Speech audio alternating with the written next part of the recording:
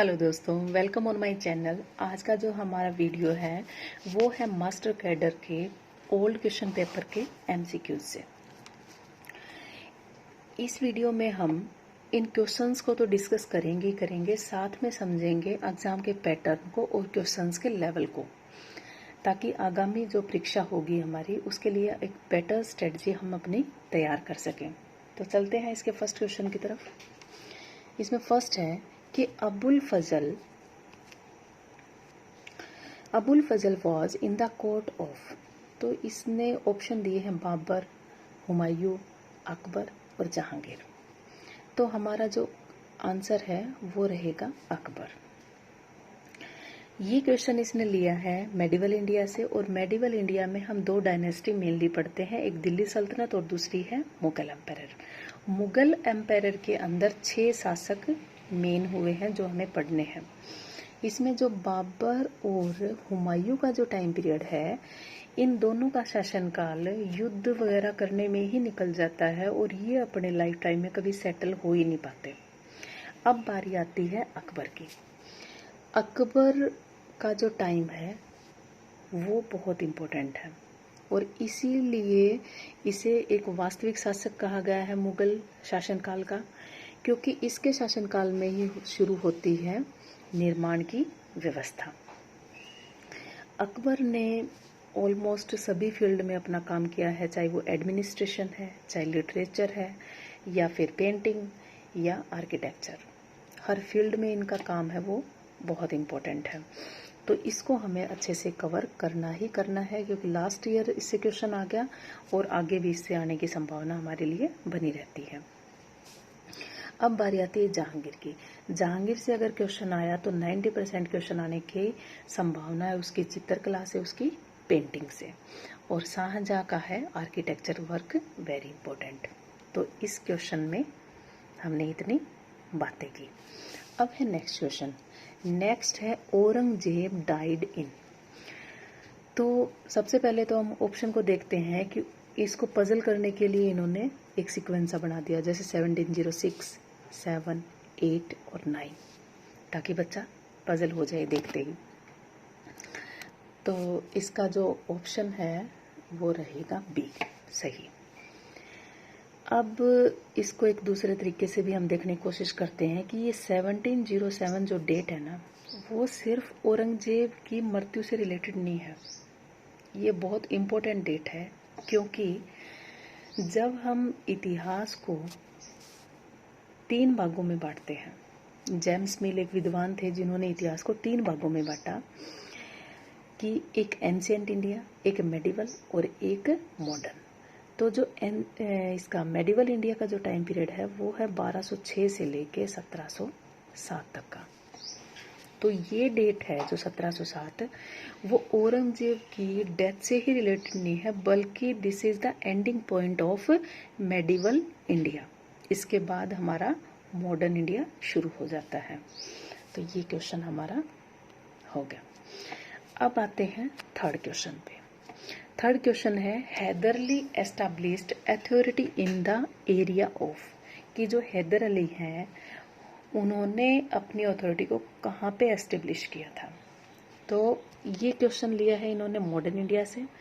Modern India के अंदर मैसूर, हैदराबाद, बंगाल, सिंध अपने टाइम के चारों ही बहुत जो रियासतें थी फेमस थी ये।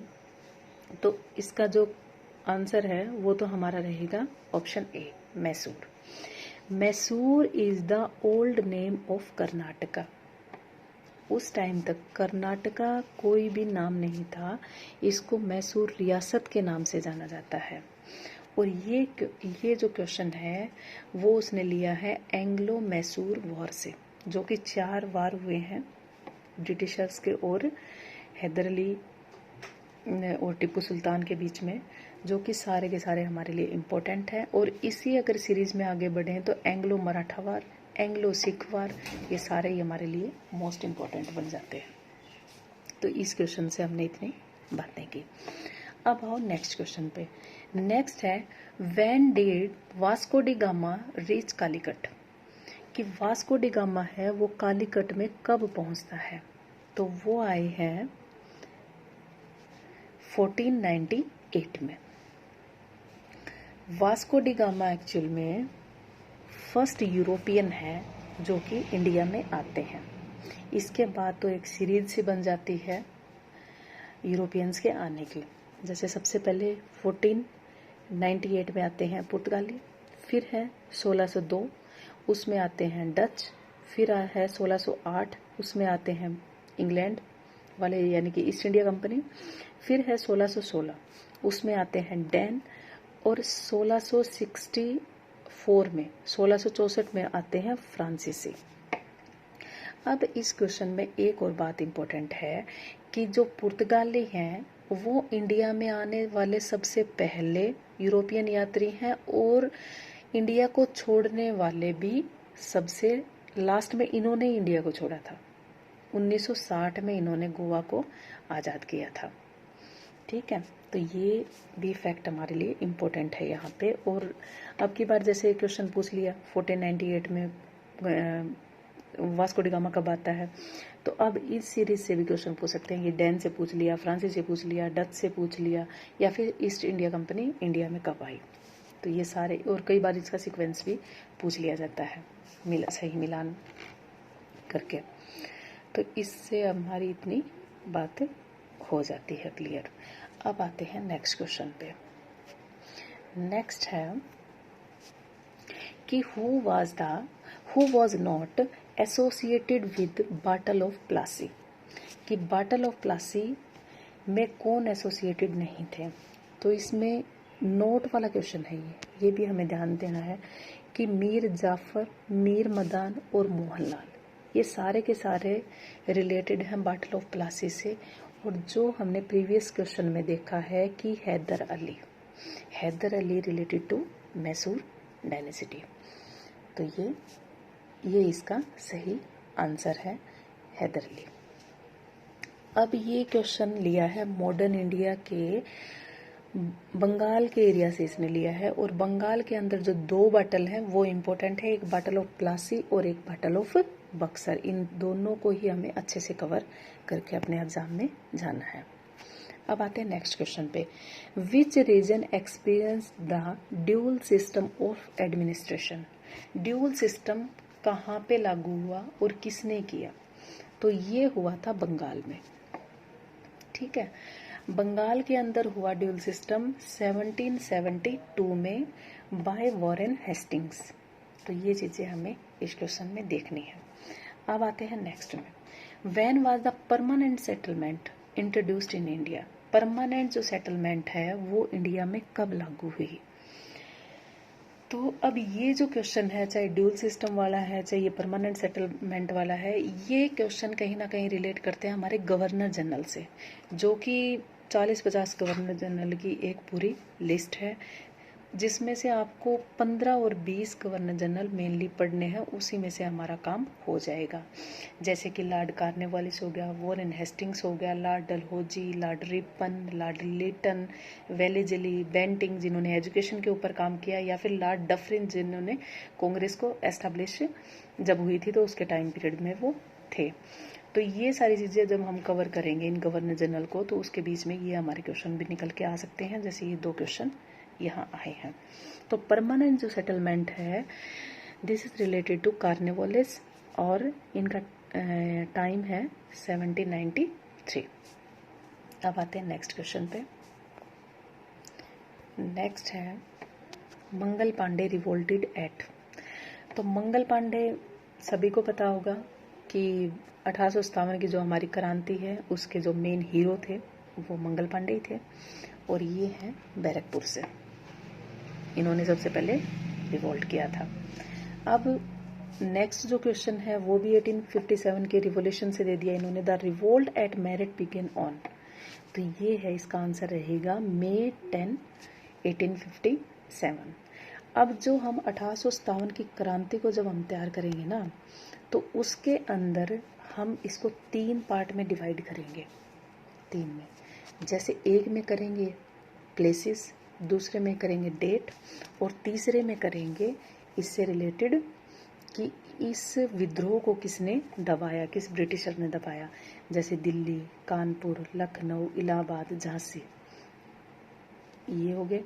और इनके नेता मेनली कौन कौन थे इंडिया के अंदर, और कौन सी डेट को ये विद्रोह शुरू हुए। फिर हम बात करेंगे कि कौन से ब्रिटिशर ने इनको दबाया। तो इस तरह हम इस पार्ट को ऐसे करेंगे तो हमारा ये बहुत अच्छे से ये टॉपिक हमारा 1857 रिवॉल्यूशन अच्छे से हमारा तैयार हो जाएगा। ठीक है, तो हम बात करते हैं नेक्स्ट क्वेश्चन की।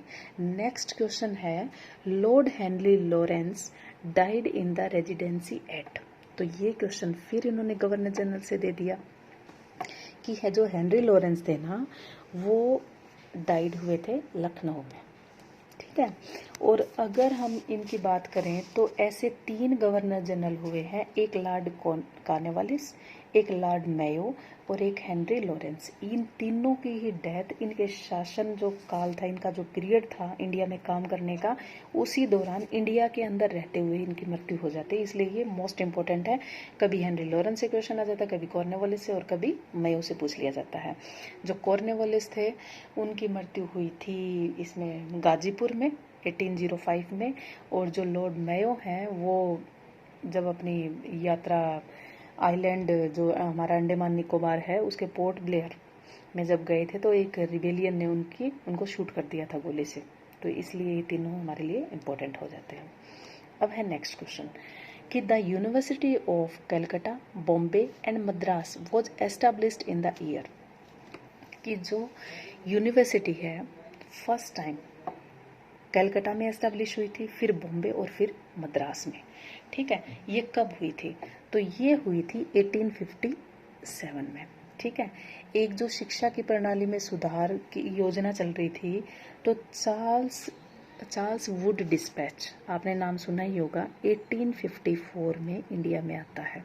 इसी के तहत इंग्लैंड में जो ये यूनिवर्सिटीज थी उसी की तर्ज पे भारत में भी विश्वविद्यालय खोले गए थे, और सबसे पहले खुला था कलकत्ता में, उसके बाद मद्रास में, और फिर established in Bombay and Madras. ठीक है, तो इसका आंसर रहेगा B.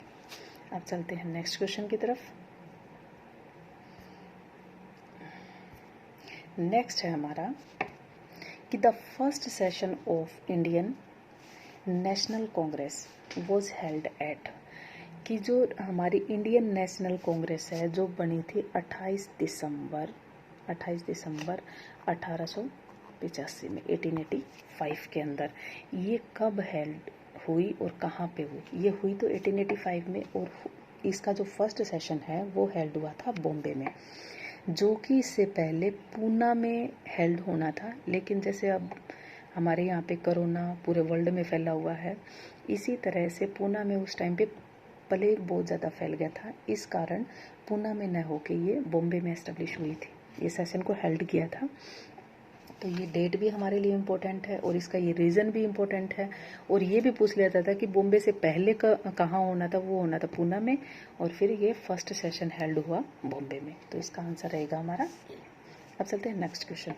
The third session of the Indian national Congress, वही सेम टॉपिक सेम है, इंडियन नेशनल कांग्रेस। बहुत अच्छी बात है, एक एक टॉपिक से 2-2, 3-3 क्वेश्चन उठाए जा रहे हैं। ठीक है, तो अगर हम अच्छे से तैयारी करेंगे तो आराम से हम इन क्वेश्चंस को ले चलेंगे। The third session of the Indian national Congress was held at. तो इसका जो आंसर है वो रहेगा मद्रास। अब इंडियन नेशनल कांग्रेस के ऊपर अगर हम थोड़ी सी बात करें तो ये एक ऐसी संस्था थी कि इसके जो नेता थे ना, वो बात करते थे कि इंडियन नेशनल कांग्रेस पूरे इंडिया के लिए बनाई गई है। ये नहीं है कि ये उत्तर भारत की कोई संस्था है या फिर दक्षिण की या फिर पूर्व की और या पश्चिम की, और हर जाति के लिए, चाहे हिंदू है, चाहे मुस्लिम है, चाहे सिख है, चाहे ईसाई है। ठीक है, इस तरह से इसको बनाया गया था इस संस्था की कि कोई भी जाति का आदमी किसी भी एरिया से आके इसमें भाग ले सकता है। तो इसलिए इसके जो पहले 4 जो सेशन है वो मोस्ट इम्पोर्टेंट है। पहला तो इसलिए क्योंकि एस्टेब्लिश्ड हुई है कांग्रेस। दूसरा जो है वो 1886 में हेल्ड इन कलकत्ता, और इसकी जो अध्यक्षता है वो करी थी दादा भाई नारोजी ने।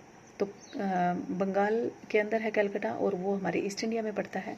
अब जो थर्ड सेशन जो आपके एग्जाम में पूछा गया है वो मद्रास में हुआ है, और मद्रास कहाँ है? हमारे साउथ इंडिया में। और इसकी जो अध्यक्षता करी थी वो करी थी एक मुस्लिम ने, जो थे बदरुद्दीन तैयब जी। अब फोर्थ सेशन से भी क्वेश्चन पूछ लिया जाता है कि फोर्थ सेशन कहाँ पे होता है? वो है नॉर्थ इंडिया के यूपी इलाहाबाद में, और इसकी अध्यक्षता करी थी जॉर्ज यूले, जो कि एक ब्रिटिशर थे। ठीक है, तो सेकंड की करी हिंदू ने अध्यक्षता, और थर्ड की करी है एक मुस्लिम ने, और फोर्थ की एक ब्रिटिशर ने। तो इसलिए ये सारे सेशन हमारे लिए मोस्ट इम्पोर्टेंट हैं, इनको अच्छे से हमें तैयार करना चाहिए। अब हमारा नेक्स्ट क्वेश्चन है, identify the moderate leader of the Indian national Congress. Indian national Congress के दो तरह के लीडर मेनली थे, एक नरम दल के नेता और एक थे गरम दल के नेता। नरम दल और गरम दल, इसमें जो गरम दल है वो मेनली लाल, बाल और पाल, यानी कि बाल गंगाधर तिलक और विपिन चंद्र पाल, और हमारे पंजाब के थे लाला लाजपत राय, जिसको सभी जानते हैं। तो ये तो थे गरम दल के। अब नरम दल की हम बात करें तो उनमें जो मेनली आते हैं वो उनका नाम आता है दादा भाई नारोजी, फिरोज शाह मेहता, और हमारे हैं सुरेंद्र नाथ जी। ठीक है, तो ये तीन थे नरम दल के। अब जो हमारा इस क्वेश्चन का आंसर रहेगा वो रहेगा अरबिंदो घोष, क्योंकि ये थे मॉडरेट, ना ही गरम ना ही नरम, ये बीच के थे। ठीक है, तो इस तरह से ये हमारे क्वेश्चन हमने किए हैं कंप्लीट, और आई होप आपको ये वीडियो पसंद आया होगा, और इसी सीरीज़ को हम आगे लेके चलेंगे, और नेक्स्ट जो हमारा वीडियो रहेगा उसमें भी हम और क्वेश्चन डिस्कस करेंगे। तब तक के लिए thank you, all the best.